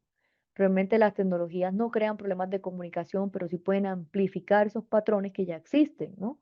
Como esa conexión, lazos, cómo fortalecerlos, por ejemplo, las parejas cuando tienen una relación a distancia y cómo se profundiza en la desconexión. También están los elementos para transformar esa comunicación en la pareja, como es la instantaneidad y la disponibilidad constante, ¿no?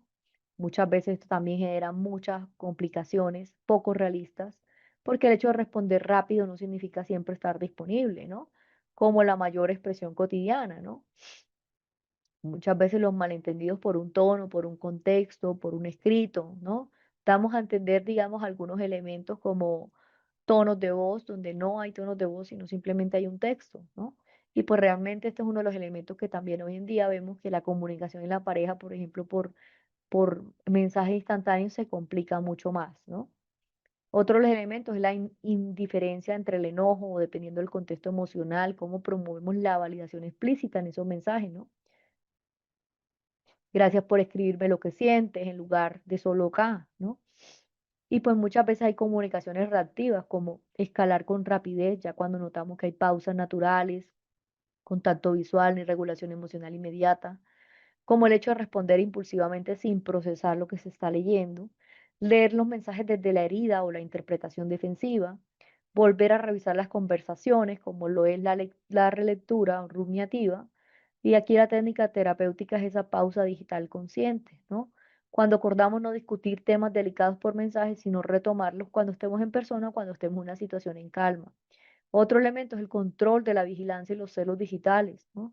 Ese acceso a la vida online, en la conexión del otro, por ejemplo, me dejó visto, redes sociales, seguidores, ¿no? Va a generar nuevas situaciones de control y desconfianza. Por ejemplo, el hecho de revisar el celular de la otra persona, los conflictos por likes o comentarios, malestar por una publicación o amistades en redes. La terapia está cómo se trabajaba en la confianza básica, en los límites digitales y cómo exploraba las creencias de tipo. Si me ama, no necesita privacidad, o esa reestructuración de amar también implica respetar esos espacios propios. En cuanto a la comunicación pública y privada, las redes sociales difuminan los límites entre lo íntimo y lo público. Por ejemplo, el hecho también de publicar fotos, estados, frases sobre la relación, que pueden tener esos diferentes significados para cada miembro, ¿no? Cuando nosotros hablábamos de cada uno, de publicar una foto juntos en un acto de amor, para el otro, una invasión desde la privacidad, esa sesión también para trabajar el contrato digital, los acuerdos sobre qué, cuándo y cómo se van a compartir las relaciones en las redes, ¿no?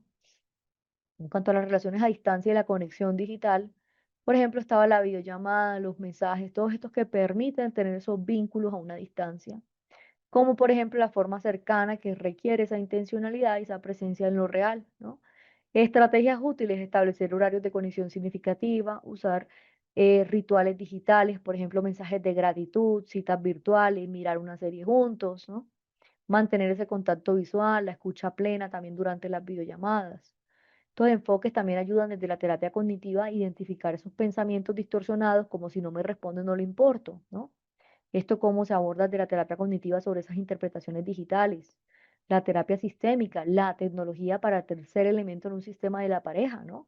Hoy en día también vemos cómo el hecho de reorganizar tanto los límites, los roles, las reglas en el espacio también digital, muchas veces, por ejemplo, se asumen ciertos elementos, ¿no? Que muchas veces las redes sociales también, creo que una gran parte hoy en día de las discusiones o peleas puede ser el tema, digamos, de los mensajes, ¿no? Las peleas muchas veces surgen más por los mensajes que por la presencia, porque no está el tono, no está la forma, como se dice, y es lo que puede hacer que se mantenga esa pelea por un tiempo, ¿no? También hablamos de la terapia emocional de Sue Jackson, que era la necesidad de desconexión y de seguridad emocional, como el uso de los mensajes o los medios digitales como oportunidades para buscar ese apego, ¿no? Entre mindfulness y la aceptación, también cómo promovemos la conciencia, la regulación emocional frente a una reactividad digital, por ejemplo, enseñar las pausas, la observación, los impulsos antes de responder. Y otro de los elementos era la teoría de Gottman, que es cuando hay una comunicación respetuosa, una reparación tras un conflicto, y la aplicación de esos antídotos desde los cuatro jinetes, ¿no? Como está ese lenguaje digital. En cuanto al contrato digital de la pareja, el objetivo acá era definir esos límites desde esos acuerdos, por ejemplo, las redes, los mensajes desde la privacidad, ¿no? Y un ejemplo de este es como, por ejemplo, no revisar celulares, no discutir por chat o por temas sensibles, ¿no? Ejercicio de esa pausa digital, por ejemplo, evitar la escalada emocional. El respiro antes de responder, escribo desde el cariño y no desde la rabia. Y entre el diálogo consciente de la videollamada, cómo promovemos la escucha activa, la empatía. Y acá un ejemplo es mirarse, no interrumpir, validar emociones, ¿no? Análisis de la comunicación online, el hecho de revisar esos patrones de frecuencia, de tono, contenido, observar qué tipo de mensajes fortalecen o debilitan un vínculo y en las tareas de la gratitud digital, el hecho de reforzar esas interacciones positivas, de evitar un mensaje a diario de agradecimiento también genuino. En los desafíos contemporáneos, el hecho de equilibrar esa conexión digital, esa presencia real, evitar la hipervigilancia digital, ¿no? Esos celos, el control, la comparación, fomentar la autenticidad en las redes, buscar esa comunicación emocional y consciente, usar la tecnología como herramienta de un vínculo y no de evasión. Entonces, uno de los temas principales acá son las nuevas tecnologías, la comunicación en la pareja. El cambio principal, la comunicación presencial, cómo comunica mediado de las pantallas, ¿no? Oportunidades, ese contacto constante, la expresión afectiva, la cercanía en distancia. En cuanto a los riesgos, malinterpretaciones en el control, la reactividad emocional, el objetivo terapéutico, cómo promovemos esa comunicación digital consciente y empática, pero también regulada. Y aquí el rol del terapeuta es ayudar a esa pareja a construir esos límites desde esa presencia y esa conexión auténtica. Entonces, digamos que acá hay tiempos de hiperconexión. El reto no es hablar de más, ¿no? Sino cómo comunicarnos mejor a pesar de esa presencia de la empatía y el respeto digital. Mm.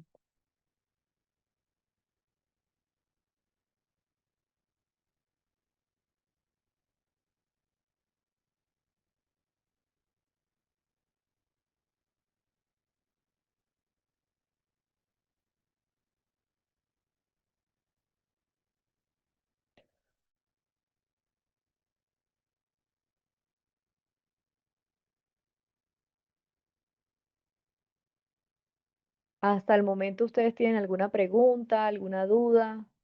¿Todo está claro? Tomémonos un espacio para responder sus preguntas y sus dudas, por favor.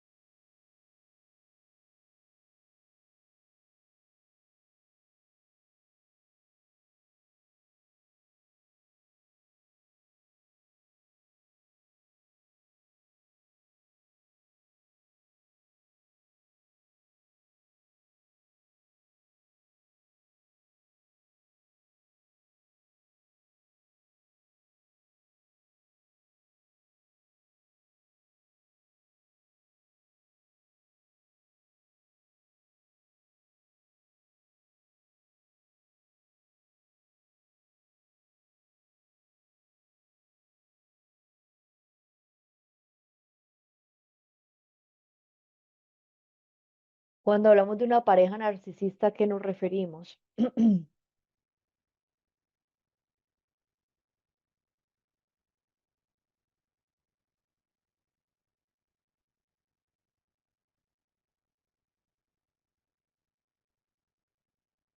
¿A qué nos referimos con una pareja narcisista?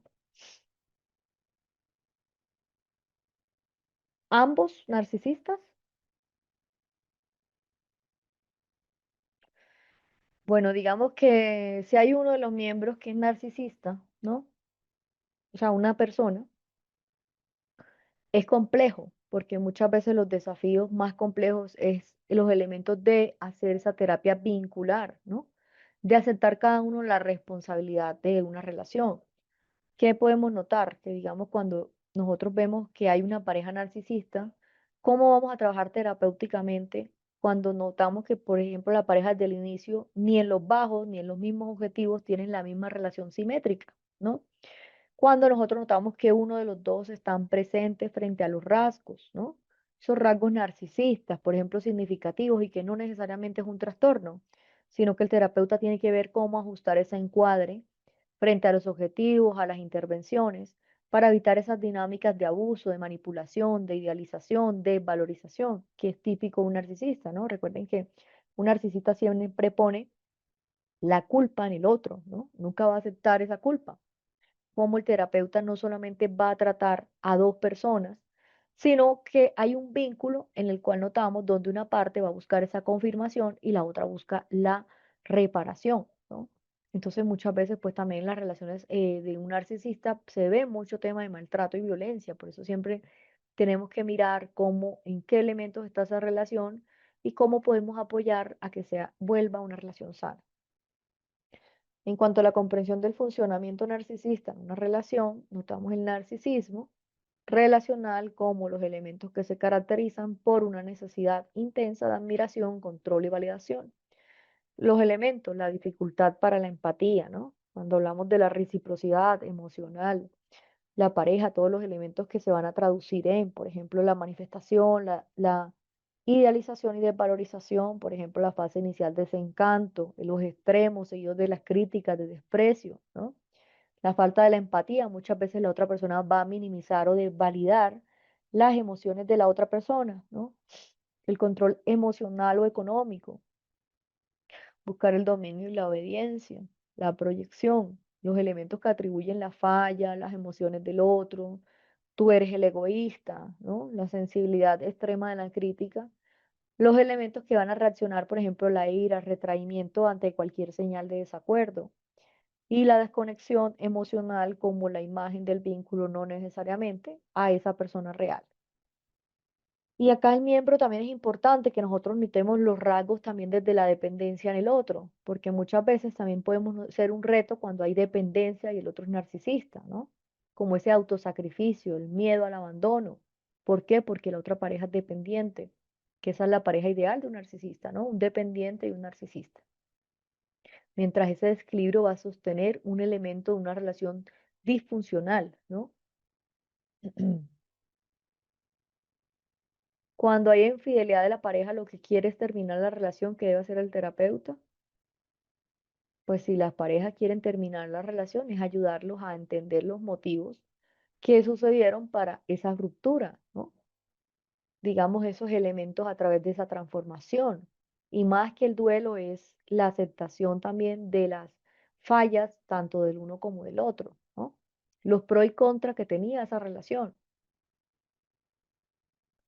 Pero sí es importante tener en cuenta que más que esto es poner en esa tela de juicio pues lo que ambos quieren en la relación, ¿no? Por aquí dicen, mi ex es narcisista y se hace delante del terapeuta como que aceptaba su consejo y luego se iba de ahí y hacía exactamente lo contrario, no sirve con alguien así, ¿ok? También digamos que otro elemento es la evaluación inicial y más que todo es cuando hablamos desde la terapia en la pareja, todos esos elementos que es viable, como por ejemplo ese terapeuta tiene que empezar a explorar ese nivel de abuso, si hay violencia, si hay algún tipo de manipulación severa, ¿no? Como humillación, daño, también psicológico, y cómo va a priorizar esa terapia individual.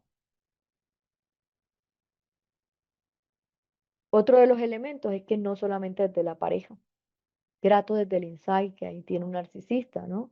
Todos los elementos que pueden reconocer los conflictos, colaborar mínimamente, por ejemplo, los hechos de validar también la aversión de ganar en la terapia, ¿no?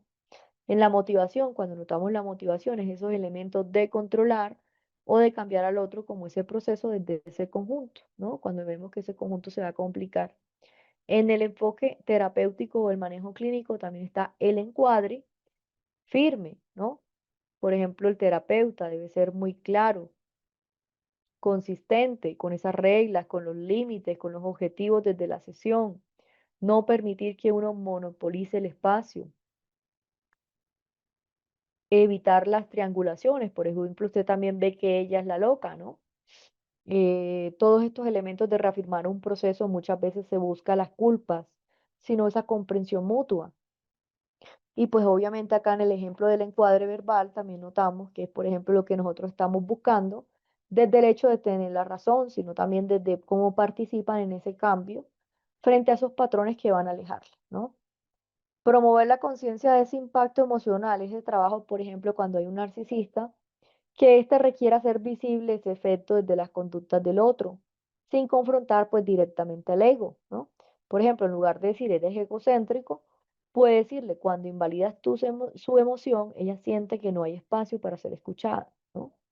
No entrar en ese debate, por ejemplo, de que eres un egocéntrico o solamente algún elemento que vaya a hacer que un narcisista se sienta, digamos, señalado, ¿no? Porque para ellos sus pensamientos o sus decisiones son perfectas, ¿no? Sino cómo podemos apoyar a que a través de eso, pues, ver la mejoría en la relación. Otro de los elementos es, por ejemplo, cuando nosotros hablamos, es aquí no buscamos quién tiene la razón, ¿no? Sino cómo ambos van a participar en ese patrón que los aleja. Y otro elemento es promover la conciencia de ese impacto y es lo que se requiere hacer visible ese efecto, ¿no? Por ejemplo, las conductas que tiene el otro.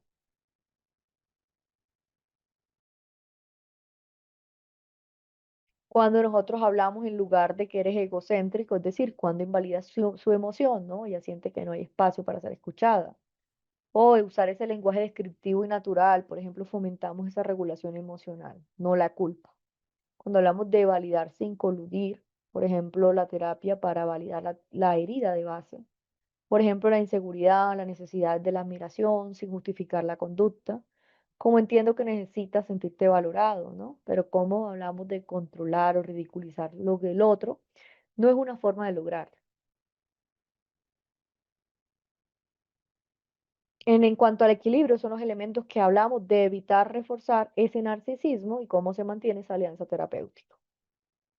Sobre trabajar con la pareja complementaria, hablamos de esa pareja que va a sostener la relación lo más de empática, ¿no? Lo más empática y dependiente o sumisa.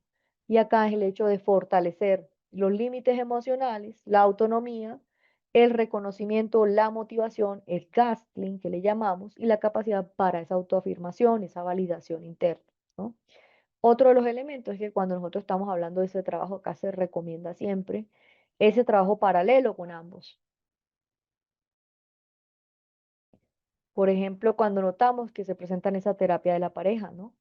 Otro elemento es fomentar la responsabilidad compartida, es decir, cómo hacemos esos reencuadres sistémicos en que no se trata quién tiene la razón, sino cómo ambos se activan mutuamente. Cómo hablamos de permitir, por ejemplo, bajar las defensas y poco a poco, cómo introducimos esa responsabilidad emocional.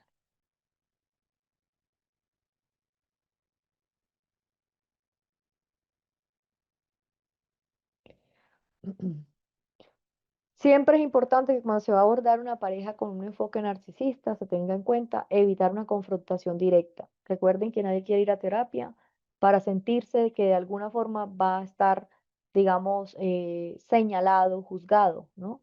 Hay que mirar que muchas veces los narcisistas reaccionan a la defensiva negando o atacando cuando se sienten heridos frente a su ego. Y pues el terapeuta también tiene que ver cómo maneja estas situaciones, ¿no? Por ejemplo, ¿qué crees que siente tu pareja cuando pasa esto? ¿O qué parte de ti se activa cuando ella no está disponible, ¿no?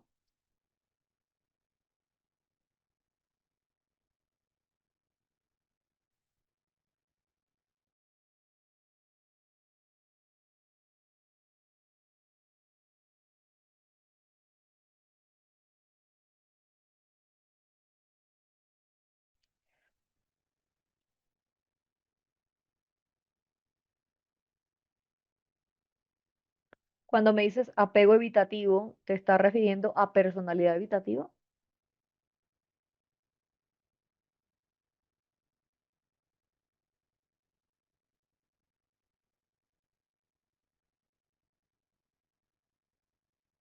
Ah, o sea, personalidad evitativa, no es apego. Personalidad es, hablamos del rasgo de la personalidad evitativo y rasgo dependiente. Apego es otro tipo de situación, ¿no? Digamos que cuando nosotros estamos notando que ambos miembros están atrapados frente a ese miedo al abandono, ¿no? Pero muchas veces ellos van a expresar elementos opuestos, ¿no? Una pareja habitativa y otra ansiosa dependiente es lo más frecuente y lo más difícil de esa clínica vincular. ¿Cómo comprendemos y cómo se aborda? Digamos que teniendo en cuenta el dependiente es esa necesidad de esa conexión, de esa fusión, de validación. Y la estrategia diría cómo nos acercamos a buscar ese contacto, insistir en hablar, en temer a perder el vínculo. Y el miedo que también sugiere una persona que tiene dependencia emocional es si no está cerca, me abandonó. El evitativo, por el contrario, quiere esa distancia emocional, esa autoeficiencia desde su defensiva, ¿no? No se acerca mucho para no ser lastimado. Muchas veces se aleja, minimiza, evita esa intimidad para no sentirse invadido también. Y pues también piensa, digamos, el evitativo, es si me acerco demasiado me voy a perder, ¿no? O me va a hacer daño. Entonces, en conjunto, pues uno persigue y el otro huye. Básicamente notamos es la danza que hay frente a la activación y la desactivación de ese apego, ¿no? Aquí entra apego evitativo y ansioso, es ese elemento que el ansioso, pues como les decía, busca la cercanía, la atención o respuesta emocional, y el evitativo se siente presionado, criticado o invadido, ¿no? Y se retira. Y cuando hablamos del retiro, son todos los elementos que van a disparar aún más esa ansiedad de la dependencia. El ansioso, cómo aumenta la demanda, el reproche del evitativo, cómo se desconecta más o se va.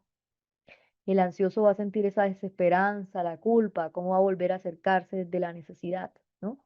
Y pues el resultado es que ambos van a confirmar sus temores, ¿no? El evitativo va a demostrar que el otro es demasiado demandante, ¿no?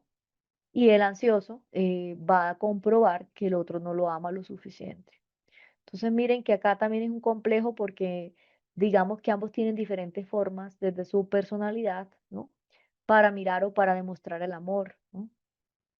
Y en cuanto al objetivo terapéutico es romper ese ciclo de persecución y retirada, ¿no? Y cómo se construye una base segura para que ambos puedan pedir una conexión y un espacio sin activarse este elemento.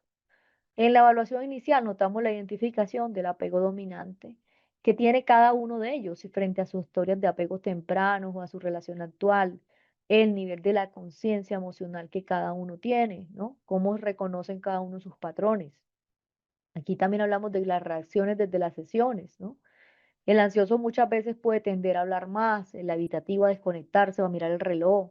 Muchas veces el evitativo le hablan de algo, digamos, de algún elemento propio, por ejemplo, que no le gusta escuchar y se aleja, ¿no? No responde, no da respuesta, se aleja, ¿no?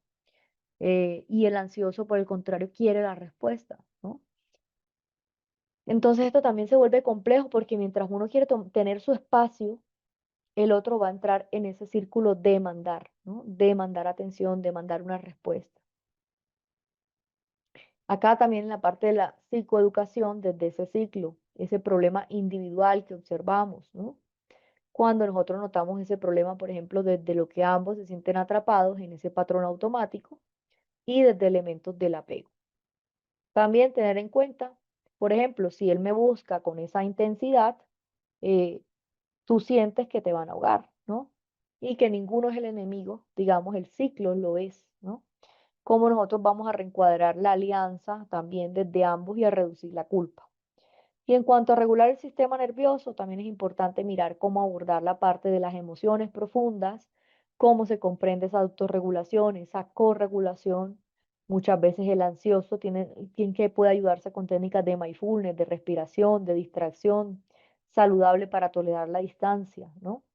Y el evitativo, el grounding, como esas, digamos, técnicas de apego, técnicas de conexión corporal, esa expresión emocional gradual, ¿no? Cómo nos aprende a ayudarnos a permanecer ese malestar sin huir, ¿no? Como resistir, digamos, ese malestar que le genera de pronto la demanda de alguna pregunta.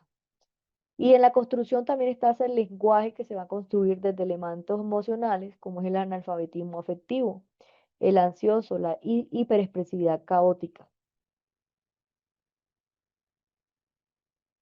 Cuando ambos trabajan frente a aprender a nombrar y a modular esas emociones. Frente a la intervención, en lugar de decir tú nunca estás, pruebas decir me siento solo cuando te desconectas, ¿no? Como nosotros hablamos de los elementos de callarte, de intentar decir necesito unos minutos, pero no estoy yendo.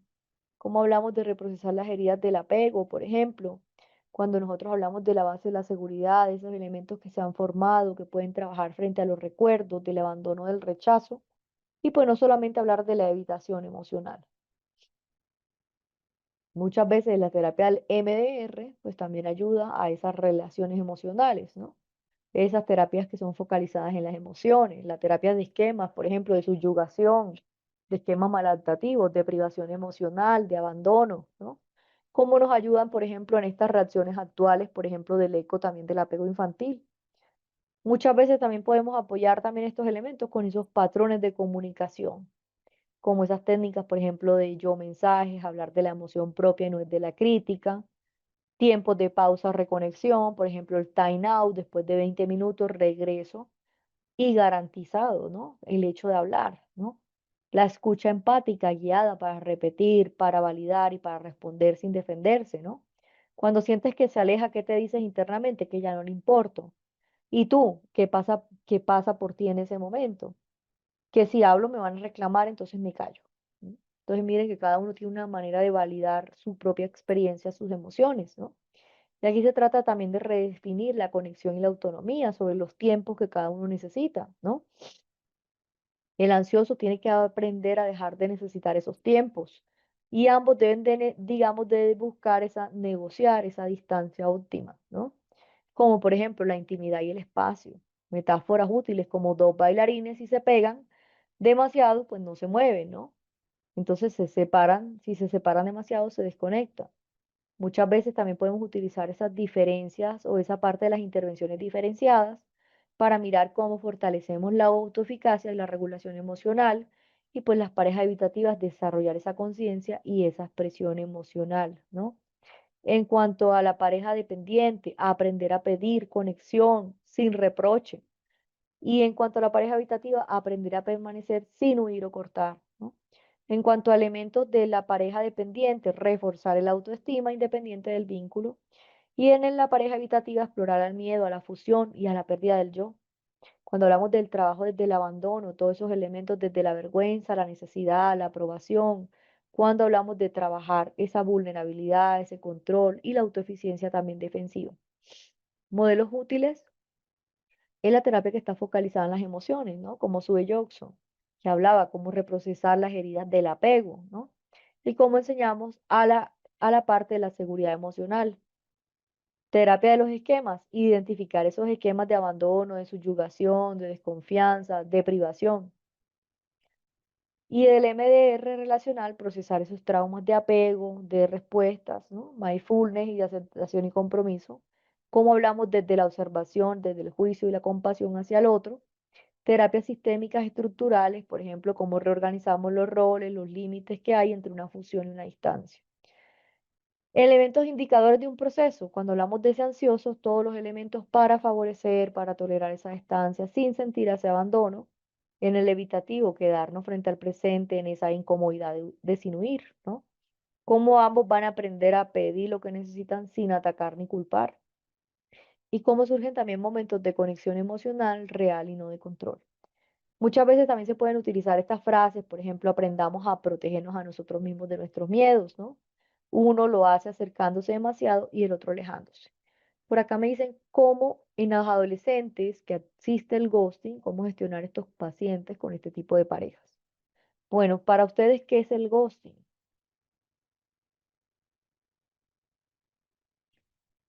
¿Qué es para ustedes el ghosting?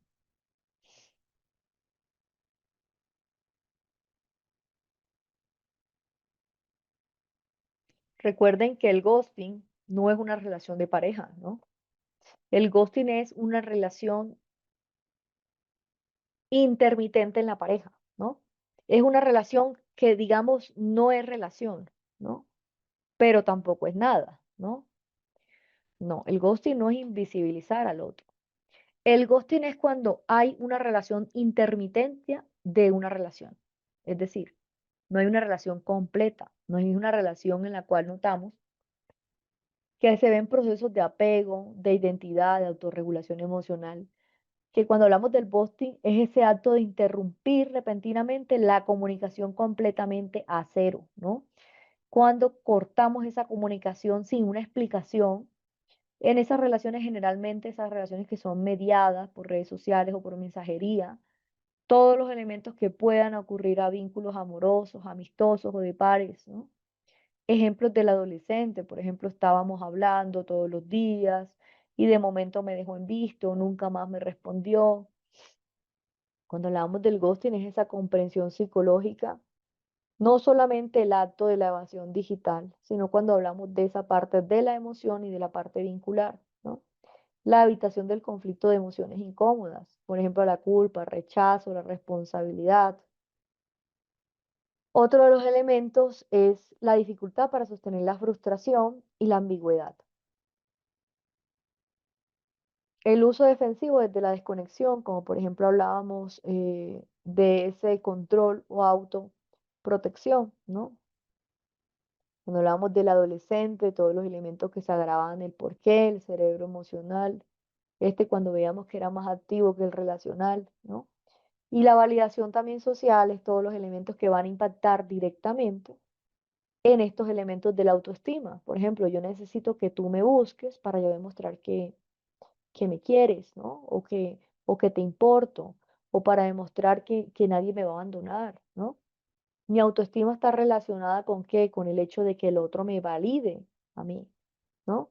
Que hay que fortalecer la autonomía que tiene cada persona, porque muchas veces esa autonomía es ese patrón de dependencia hacia el otro, ¿no? Por ejemplo, a veces no necesitamos Si una persona se aleja, es suficientemente ese comportamiento para entender que no hay un interés, ¿no? Que hay una total desconexión, es que nunca hubo alguna relación, que en algún momento esa pareja cuando hay un ghosting va a volver a surgir, ¿no? Va a volver a surgir, pero ¿desde qué elementos? Desde su propio deseo, ¿no?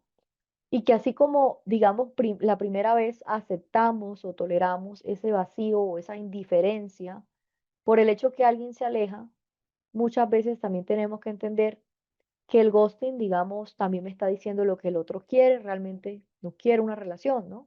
Y por el contrario, lo que yo estoy buscando es una relación. Entonces, si ambos tenemos claro que el hecho de que alguien se aleje, corte completamente la comunicación, es suficiente para nosotros saber lo que el otro está buscando en una relación de pareja, ¿no? Que no es una relación de pareja, una relación sobre que siempre tú vas a buscar a la persona y la persona pues va a responder, ¿no? Cuando yo quiera, la busco y ella va a estar para mí, ¿no? Y si yo me voy en ese patrón, pues también estaría haciendo un daño, porque estaría también pensando que son esas creencias como que me busca porque le importo, pero realmente le damos más relación a ese sentimiento de que me buscó y que de pronto es porque yo realmente le importo, idealizamos la relación, idealizamos el amor y realmente no entendemos que realmente la persona me busca, no necesariamente porque le importe, ¿no? Me busca precisamente porque no hay una relación, me busca cuando quiere, ¿no?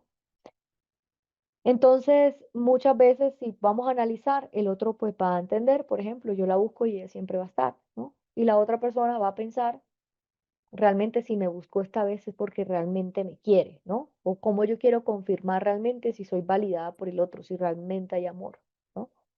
Esa búsqueda de ese amor, ¿no? Cómo nosotros buscamos relacionar esos comportamientos con nuestras emociones, estas emociones que nos generan conflicto y situaciones incómodas, ¿no? Como culpa, rechazo, responsabilidad. También la responsabilidad que yo tengo hacia mí, ¿no? Por ejemplo, en el momento de sufrir, la responsabilidad que tengo en saber que esto va a volver a ocurrir si continúo ese tipo de relación, ¿qué responsabilidad tengo hacia mí, ¿no? Dificultad para sostener esa frustración o esa ambigüedad. Y el uso defensivo también desde esa desconexión, cómo formamos el control y la autoprotección, ¿no? Muchas veces los adolescentes es los elementos que van a grabar, por ejemplo, cuando se activan, por ejemplo, los elementos racionales. Recuerden que los adolescentes están viviendo sus primeras relaciones de pareja, ¿no? Y una ruptura, una persona que todavía ha sido su primera relación de pareja, es un elemento súper difícil de abordar, ¿no? Que incluso muchas de las causas de suicidio en los adolescentes es precisamente en sus relaciones de pareja, ¿no? Ese dolor, ese conflicto, esas emociones incómodas, ¿no? Como la dificultad para sostener esa frustración y esa ambigüedad también. Y en cuanto a la defensión desde los elementos como es la desconexión, por ejemplo, todos los elementos que forman ese control, esa autoprotección, ¿no? Recuerden que el adolescente muchas veces va a tener ese cerebro emocional más activo que racional. Tiene esa validación social, digital, que va a impactar directamente en su autoestima. Y pues hay una construcción desde esa identidad cuando está basada en el reflejo del otro, ¿no?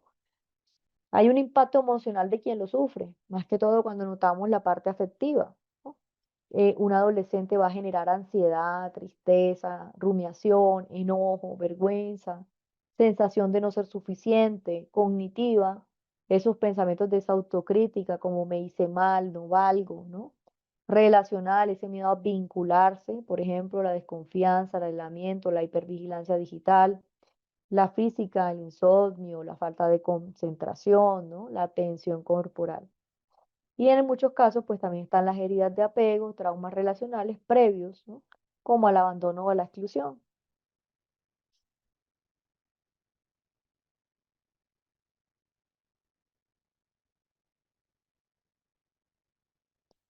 Pues se pueden llevar de las dos formas, ¿no? Digamos, sistemáticamente a la pareja o de forma individual, algunas veces en pareja y otras veces de forma individual para que cada uno tenga su espacio.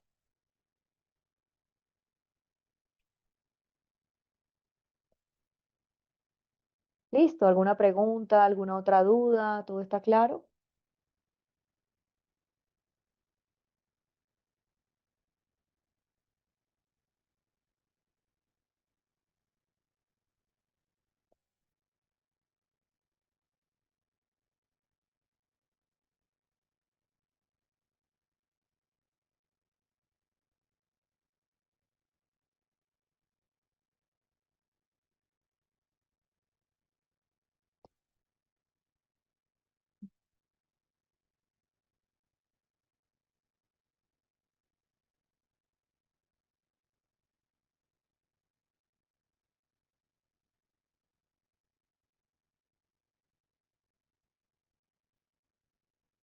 ¿Qué otras preguntas o qué otras dudas tienen?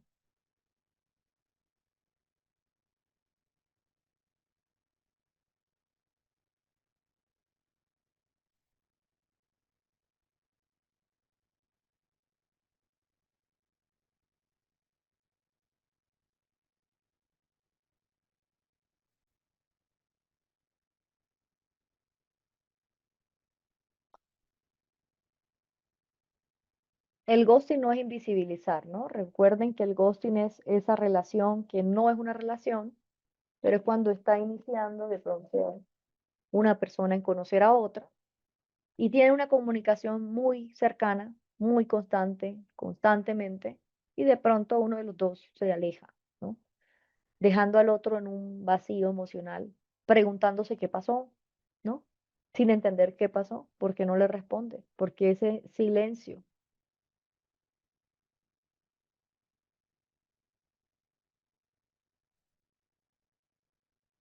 Creo que esto no solamente pasa en adolescentes, ¿no? El ghosting en la relación de pareja son de los elementos que más surgen también en las relaciones de adultos, pero en esas relaciones cuando no es una relación, sino cuando está sucediendo, ¿no? Entonces, ¿qué realmente es el ghosting, no? ¿Quién está realmente cuando nosotros entendemos qué es el ghosting?